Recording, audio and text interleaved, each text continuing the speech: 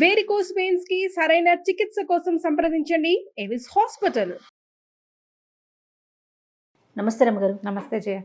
రమ్మగారు, మొన్న ఒక రోజు బల్లి పడిందండి నా మీద. టపేమని పడింది. మీ ఇంట్లో అన్ని బల్లులు ఉన్నాయా? ఇంట్లో కాదు రమ్మగారు, ఎక్కడ పడింది నాకు గుర్తు రావట్లేదు. ఎక్కడో బయటికి వెళ్ళాను. మనం మామిడి తోటకి వెళ్ళామా, అక్కడ కూడా 2-3 బల్లులు కనమ్మా. ఏదైనా మెసేజ్ పడుతుందేమో అనుకున్నాను నేను. నాకు చెప్పారు కాదు ఇంకా. నువ్వు పరిగెత్తుకుంటూ వెళ్ళిపోతే ఆవకాయ పెట్టేదాన్ని, అప్పుడు పారిపోయేదాన్ని నేను. ఇక్కడ పడి కిందకి పడిపోయింది. భలే భయం కాదు కానీ అది ఒకలాంటి ఫీలింగ్ కదా, జుగుప్సగా ఉంటుంది. అలా అనిపిస్తుంది, భరించలేము. కానీ నేను కంచి వెళ్ళాను, బంగారు బల్లిని పట్టుకుని వచ్చాను అనమాట. సో నాకేం దోషం ఉండదని చెప్పారు అమ్మ. నిజమేనా? నిజమే. అవునండి. మనం కంచి వెళ్ళొచ్చి అట్లా పట్టుకుంటే కనుక ఏముండదా? కంచిలో వెండి బల్లి, పమిడి బల్లి వాటిని తలుచుకోవాలంటారు. అవి ముట్టుకుంటే కనుక బల్లిపాటు ఫలితం ఉండదంటారు. సాధారణంగా బల్లులు ఇళ్లల్లో ఉంటే ఇప్పుడు కొంచెం మనకి తక్కువే ఉన్నాయి. ఇప్పుడు మనం చూసే ఇంతంత బల్లులు 2-3 ఉంటాయి, అవే తిరుగుతుంటాయి అక్కడక్కడ. ఇది వరకు ఈ మన దాన్ని ఏమంటారు, పెంకుటిళ్ళు, పాకలు, వెదురు పాకలు ఉండి పైన తాటాకులు పరిచినవి, పూరిళ్ళు ఉండేవి. ఒంటి నిట్టాటిపై ఇళ్ళు ఉండేవి, 4 నిట్టాళ్ళు ఉండే ఇళ్ళు ఉండేవి, ఏవో ఇట్లా ఉండేవి ఇళ్ళు. ఈ పాకల్లోనూ తర్వాత ఈ మన పెంకుటిళ్లలోనూ సరంబీలు అవి ఉండి వాటి నిండా బల్లులు గుడ్లు పెట్టి యథేచ్ఛగా ఇళ్లలో తిరుగుతూ ఉండేవి. ఈ బల్లి పడేసరికల్లా బల్లికి మనకు ఏంటంటే బల్లి పంచాంగం ఒకటి ఉంది మనకి. పంచాంగంలో బల్లి శాస్త్రం బల్లిపాటుకి ఫలితము అని రాస్తారు.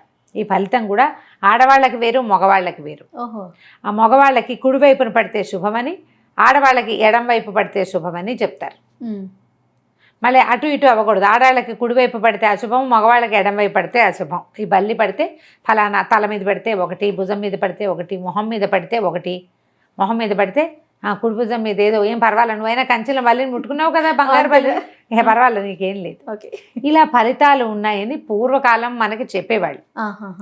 ఇప్పుడు ఆ ఫలితాలు ఉన్నాయో లేవో, అవి నమ్మాలో వద్దో మనకు తెలీదు. అయితే చంపకూడదని కూడా, బల్లిని చంపకూడదు, తోలేయాలంటారు. అందుకని చీపురు పుచ్చుకు తోలేయండి అని చెప్పాను. జనాలకు నచ్చలేదు.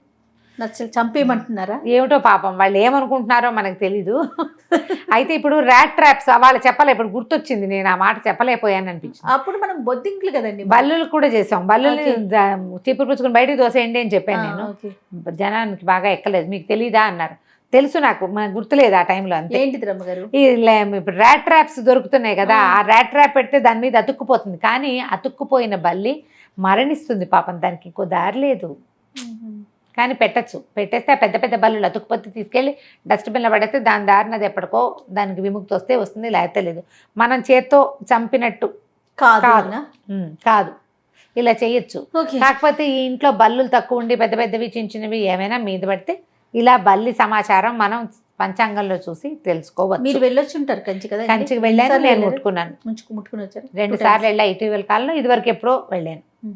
అయితే ఈ కంచి కనుక ఎవరైనా వెళ్ళిన వాళ్ళు ఉంటే వాళ్ళని ముట్టుకుని కూడా కంచిలో వెండి బల్లి, పమిడి బల్లి, బల్లిపాటు దోషం నశించాలని ఒక దండం పెట్టుకుంటే పోతుందని చెప్తారు. ఒక స్నానంతో కూడా సరిపోతుంది. ఊళ్ళలో ఏం చేస్తే పసుపు వేసుకుని నీళ్ళలో స్నానం చేస్తే ఒకవేళ కుడివైపు పడకూడని చోట పడినా దాని దోషం ఉండదు. అక్కడ ముట్టుకున్నా ముట్టుకోకపోయినా అంతేనా? ముట్టుకున్న వాళ్ళకి ఏ దోషము ఉండదు అంటారు.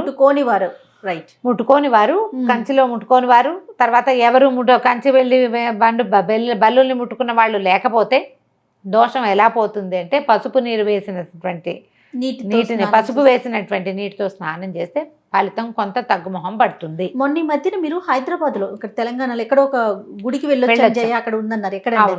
ఇప్పుడు ఇది కంచిలో మనకి వెండి బల్లి, పమిడి బల్లి ఉన్నాయి. అంటే వెండి బల్లి, బంగారు బల్లి ఉన్నాయి కదా. మనకి హైదరాబాద్ దగ్గరలో ఇది ఎక్కడ నుంచి, పటాన్ చెరువు నుంచి కూడా దగ్గరే, కొడకంచి ఆ ఊరి పేరు. కొడకంచి. కంచి వెళ్ళలేకపోతే కొడకంచి వెళ్ళొచ్చు అంటారు. ఈ తెలంగాణ ప్రాంతంలో చెప్తారు. ఏం దేవాలయం అండి? ఇది ఆదినారాయణ స్వామి దేవాలయం. దాదాపుగా 900 సంవత్సరాల నాటి గుడి. చాలా పాత గుడి. అసలు స్వామి అబ్బో ఎంత బాగున్నాడో, ఎంత చక్కగా ఉన్నాడో. దేవేరులు ఇద్దరిని 2 తొడల మీద ఒళ్ళో కూర్చోబెట్టుకుని ఉన్నట్టుగా ఉంటుంది విగ్రహం. కవచం వేసింది. సంవత్సరానికి ఒక్కసారే కవచం తీసి అభిషేకం చేస్తారు. సాధారణ జనానికి దర్శనం ఇవ్వరట, కానీ కవచం లేకుండా అభిషేకం చేస్తారు. అభిషేకం అప్పుడు చాలా విశేషంగా చేస్తారట, ఏడాదికి ఒకసారేట. తర్వాత మళ్ళీ కవచంతో స్వామివారి ముఖం వెడల్పుగా, పెద్ద పెద్ద విశాల నేత్రాలు, చక్కటి నాసిక, పెదివలు మొహం నవ్వుతున్నట్టు గండస్థలం అది ముచ్చటగా ఉంది. అమ్మవార్లు ఇద్దరు ఇక్కడ 2 ముఖాలు కనబడుతుంటాయి, దగ్గర కూర్చున్నారు కదా వాళ్ళ ముఖాలు కూడా కనిపిస్తాయి.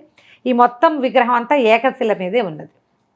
ఇదట 900 ఏళ్ల క్రితం ఆ ప్రాంతపు రాజుగారికి రామ్మోహన్ రావు అలాంటి పేరేదో ఆయనకి, నేను ఇక్కడ పక్కనున్న నింబాపూరో ఏదో అడవులు, అక్కడ అడవుల్లో ఉన్నానని చెప్తే ఆయన ఎక్కడో తెలుసుకోవటం వెళ్ళి వెతికేట కనపడలేదు. అయితే ఒక గరుడు పక్షి వస్తుంది, ఆ పక్షి ఎటు వెళ్తే పక్షి వెనకాల వెళ్తే కనపడుతుందని మళ్ళీ కల వచ్చిందట ఆయనకి.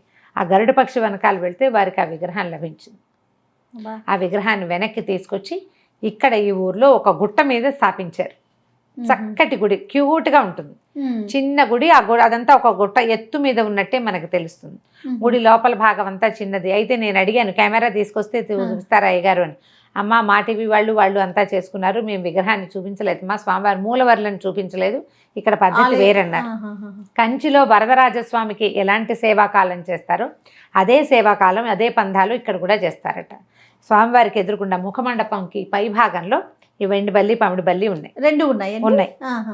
అయితే దాన్ని ఏదో కవర్ చేశారు ఇప్పుడు రేకుతోటి, కానీ అక్కడ ముట్టుకోండి అని చెప్పారు. కవర్ చేసాము, అరిగిపోతున్నాయని కవర్ చేసాము. ఇది మొత్తం కలిపి ఒకే తాపడం, ఒక రేక్ ఏదో తాపడం చేశారు. అయ్యవారు మాత్రం స్వామి ఎంత చక్కగా ఉన్నారంటే కళ్ళు తిప్పుకో బుద్ధి కాలేదు. ఒకవేళ మనం కంచి వెళ్ళలేము అంటే గనక హైదరాబాద్కి సమీపంలో ఉన్న ఈ కొడకంచి క్షేత్రానికి గనక వెళ్ళి స్వామిని దర్శించుకుని చింతగుడి, ఇప్పుడు హైదరాబాద్ అయితే 2 గంటలు వెళ్ళొచ్చేస్తాం. మేము పొద్దున్నే వెళ్ళి ఇది ఇంకొక వీరభద్ర స్వామి గుడి 2 గుళ్ళు చూసి మధ్యాహ్నానికి తిరిగి వచ్చేస్తాం. సింపుల్గా వెళ్ళొచ్చేసేయచ్చు. పటాన్ చెరువు నుంచి దగ్గర కొడకంచి అని కొడితే చక్కగా మనకు మ్యాప్ తీసుకెళ్ళిపోతాం, ఈజీగానే వెళ్ళిపోతాం. బాగుంది దేవాలయం, ఒక చిన్న గుట్ట మీద ఉంది. ఈ బల్లిపాటు అంటే మనకి ప్రధానంగా జుగుప్సగా ఉంటుంది, అంతే. ఒక చూడ్డానికి బాగుండని ఒక సరీసృపం లాంటిది ఒంటి మీద పాకితే దాని ఇరిటేషన్ని తట్టుకోలేకపోతాం మనం. ఆ చికాకు వల్ల టెన్షన్ పుట్టి ఏదైనా అవుతుందేమో అని అనిపిస్తుంది, కానీ దానివల్ల వచ్చేవేమి అలర్జీస్ గిలర్జీస్ కూడా పెద్దగా ఏమి ఉండవు. మనసులో పుడతాయి ఎలర్జీస్, శరీరానికి వచ్చేదైతే ఏం లేదు. పంచాంగం చూసి ఏమైనా చేయదలుచుకుంటే చేయొచ్చు, లేకపోతే నేను చెప్పినట్టుగా ఈ క్షేత్రానికి వెళ్ళి చూడొచ్చు. కంచికి వెళ్ళినప్పుడు వరదరాజస్వామి దేవాలయంలో కనపడతాయి, వాటిని ముట్టుకోవటం అవైనా చేయొచ్చు మనకు అవకాశం ఉంటే. లేదనుకోండి ఆల్రెడీ కంచి వెళ్ళిన వాళ్ళు ఎవరైనా వెండి బల్లి పమిడి బల్లిని ముట్టుకున్న వాళ్ళు ఉంటే వాళ్ళని ముట్టుకోవటము, అవన్నీ మన సాటిస్ఫాక్షన్ కోసమే, సాటిస్ఫై అవుతాం. అవకాశం ఉన్న వాళ్ళు మనకు దగ్గరలోనే ఉంది, ఒకసారి వెళ్ళి చూసేస్తే సాయంకాలం పూట కొంచెం పెందరాళి 4 బయలుదేరితే 1 గంట గంటన్నరలో వెళ్ళిపోతాం. హైదరాబాద్ నుంచి 1 గంట బాతికి పడుతుంది అంతే. చక్కగా చూసి హ్యాపీగా వచ్చేసేయచ్చు. చక్కటి దేవాలయం, అక్కడ వెళ్ళి ఇది ముట్టుకుంటే ఫ్యూచర్లో ఏదైనా మనకు ప్రాబ్లం ఉన్నా బలిపడినా మనకేం అనుమానం ఉండదు. ముందు స్వామివారు అద్భుతం అంటున్నారు, చాలా బాగుంది, చాలా పురాతన దేవాలయం, 900 సంవత్సరాలు అయింది అది. అది క్లియర్గా ఉంది. అక్కడ ఉన్న అయ్యవారు కూడా కథ అంతా చెప్తారు చక్కగా. బాగుంది స్టోరీ, కథ బాగుంది, దేవాలయము బాగుంది. ఇప్పుడు ఈ బల్లి శాస్త్రం కోసం మనం ఈ దేవాలయం సంగతి కూడా చెప్పేసుకున్నాం. మన అవకాశాన్ని బట్టి మనం ఏదైనా చేయొచ్చు. లేదా మీకు ఏమి నమ్మకం లేదు, చికాగ్గా ఉంటే స్నానం చేయండి, లేదనుకోండి మీ ఇష్టం, వదిలేసేయండి, ఏం కాదు. ఏమైనా అవుతుందన్న భయం ఉంటుంది, మనం ఒక పద్ధతిని ఫాలో అవుతాం. అవునవును. బల్లి మీద పడింది, తర్వాత ఏదైనా జరిగితే రిలేట్ చేసుకుంటూ ఉంటాం, ఆ రోజు బల్లి మీద పడింది అందుకే ఇలా అయింది అని కదా. రిలేషన్స్ ఏవి పెట్టుకోమనుకో, అలాంటివి ఏ రిలేట్ చేసుకోం మనం, ఓకే గొడవలేదు. కానీ రిలేట్ చేసుకోకుండా ఉండగలమా? అస్సలు. మనకి లేవు, మనం ఎవరికో చెప్తాం, ఇరుగు పొరుగు ఫ్రెండ్స్, అరే నువ్వు ఆ రోజు చెప్పావా దానివల్లేరా ఇది అయింది అంటారు. అక్కడి నుంచి మనకు భయం మొదలవుతుంది. భయాలు పోగొట్టుకోండి, భగవంతుడిని నమ్మండి. తప్పకుండా రమ్మగారు. నమస్తే. నమస్తే.